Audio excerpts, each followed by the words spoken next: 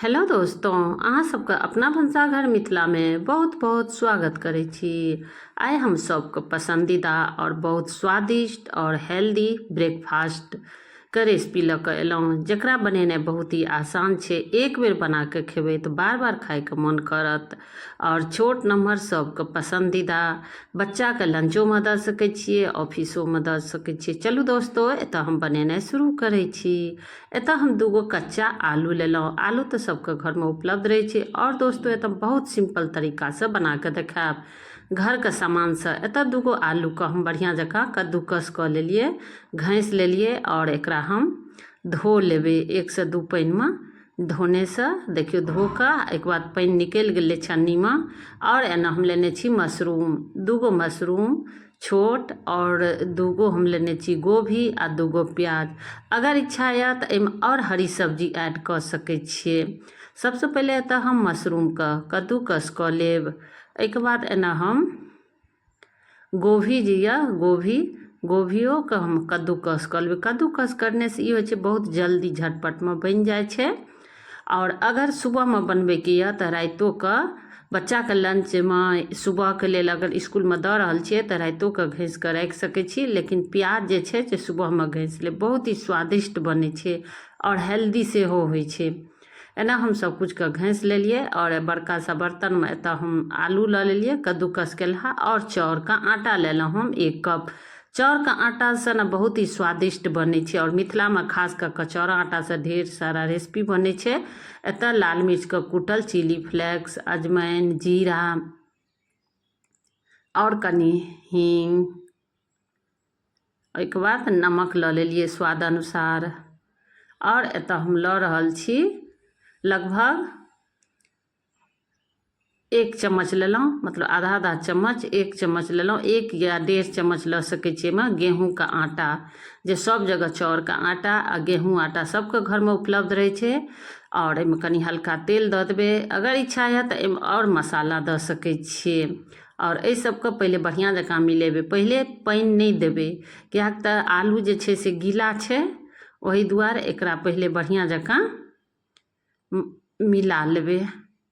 देखियौ, और चाउरके आटा जे रहै छै से कनि मोटगर रहै छै, ओहि दुआरे एहिमे जरूरत पड़तै तब हल्का 1-2 चम्मच छीटा मारिकऽ पानि लऽ सकै छी। अगर दोस्तों बच्चाके लेल सोचऽ पड़ै छै जे आब लंचमे की देबै, तऽ आब झटपट हमरा तरीकासँ एक बेर जरूर बनाउ।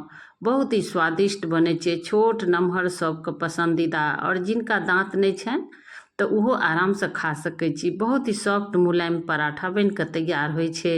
एकरा कुछ देर हम ढाँकि देलिए। तब तक एना मशरूम और प्याज और गोभी जे लेने छी तकरा हम बढ़िआँ जकाँ एहिमे कुछ मसाला दऽ देबै। सबसँ पहिले एतऽ हरियरका मिरचाइ दऽ देलिए काटि कऽ, अपना तीखा अनुसार राखि सकै छी। एतऽ कनि आदीके पाउडर लऽ लेलिए, कनि हींग लऽ लेलिए। अगर आदी पाउडर नहि यऽ तऽ घैंसोके दऽ सकै छियै। कनि लहसुन लऽ लेलिए, ओना बिना लहसुनो प्याजसँ बना सकै छी, बहुत स्वादिष्ट बनै छै। हल्दी पाउडर लऽ लेलिए, मंगरैल, और एतऽ हम लऽ लेलहुँ नमक स्वाद अनुसार। और एहिके बाद एना कनि हम लऽ लेलहुँ अमचूरके पाउडर। अमचूरके पाउडर या नींबूके रस यऽ ओहो लऽ सकै छी। कनि हल्का खट्टापन रहै छै तऽ और स्वादिष्ट बनिकऽ तैयार होइ छै। एहि सबके बढ़िआँ जकाँ मिला लेलिए। और एहिमे जे हम नमक देलिए तऽ पानि छूटऽ लगलै, तऽ एकरा पानिके फेकैके नहि छै। एहिमे अहाँ मिला देबै सत्तू। सत्तुओ सब जगह उपलब्ध रहै छै। सत्तुओके तऽ अनेक तरहके रेसिपी बनै छै। और एहिमे 1 चम्मच सत्तू दऽ देलिए। और एहिके बाद एकरा बढ़िआँ जकाँ मिक्स कऽ देबै, किएक तऽ जे पानि छूटल रहै छै ओ सत्तू सोखि लै छै और बहुत बढ़िआँ जकाँ तैयार भऽ जाइ छै। देखियौ, हल्के हाथसँ मिला देलिए, जेना सत्तूके मिलबै छियै ने तेनाहिए बढ़िआँ जकाँ मिला देलिए। देखियौ कतेक नीक मिक्स भऽ गेलै। आब एहिमे हम कनि दऽ देलिए तेल, हल्का सरसों तेल। सरसों तेलसँ स्वाद और बढ़ि जाइ छै, बहुत ही स्वादिष्ट बनै छै दोस्तों। अगर सफरोमे जा रहल छी या घरमे जब मन तब बना कऽ खा सकै छी। एहिमे हरी सब्जी, अगर गोभीके सीजन नहि यऽ तऽ ओहिके स्थानपर कोइ भी सब्जी लऽ सकै छी। बहुत तरहसँ सब्जीके मिक्स कऽ कऽ बना सकै छी, बहुत स्वादिष्ट और हेल्दी। अगर जे बच्चा नहि खाइए कोनो सब्जी तो उस सब्जी के दऽ कऽ हमरा तरीका से एक बेर जरूर बनाओ, बहुत ही स्वादिष्ट हेल्दी बन के तैयार होइ छै। लगभग 10 मिनट भऽ गेलै और देखियो एकदम कड़ा छलै आ कनी देर छोड़ि देलियै तऽ और कते बढ़िया हल्का मुलायम भऽ गेलै। और एकरा हाथ में हल्का तेल लगा देलिए और देखियो एमे बेले के जरूरते नहीं छै, अगर इच्छा या तो हल्का बेल सकै छी, लेकिन हाथ से एनाहिए कऽ लोई सिंपल तरीका से बना कऽ और एक बाद ऊपर में जे सत्तू वाला जे सब्जी वाला जे मिक्स केने छिए और देखियो आ मशरूमो देने छिए, मतलब पते नहीं चले छे मशरूम गोभी। और दोस्तों कोशिश करब जे बच्चा सब हरी सब्जी अगर नहीं खाइए तो हमरा तरीका से एक बेर हरी सब्जी दऽ कऽ बना के जरूर खियैयो, बहुत ही स्वादिष्ट बने छे और बच्चा नमहर सबके पसंदीदा घर में। और देखियो हाथ से हथेली से हम एनाहिए कऽ साइज बना लेलिए छोट छोट हल्का पूरी जकाँ, लेकिन हल्का मोटगर छे और बहुत ही बढ़िया बन के तैयार है। ऊपर से देखियो कनी चिली फ्लेक्स दऽ देलिए, देखियो एनाहिए कऽ हम सब तैयार कऽ लेलहुँ। आब एना हम गैस के ऑन करै छी, एहिमे एक पैन चढ़ेलिए चौड़ाई वाला, अगर नहीं है तो तावा है तो तवो पर बना सकै छी, जेना पराठा बनबै छिए तेनाहिए। एहिमे हल्का एहिमे तेल दऽ देलिए, तेल नहीं तो घी जे चीज में इच्छा है ओहिमे दऽ कऽ बना सकै छी। एकरा लगभग 3 से 4 मिनट तक मीडियम आँच पर रह देलिए, तेज नहीं करबै किया तऽ कनी हल्का मोटगर छे तो अंदर में कच्चे रह जेतै और ऊपर में जरि जेतै तो स्वाद खराब भऽ जेतै। वही दुआरे एकरा मीडियम टू लोए पर एकरा हल्का तेल में दऽ कऽ सेक लेबै। अगर इच्छा है छानै के तो पूरी जना छानै छी तेनाहियो छानि सकै छी।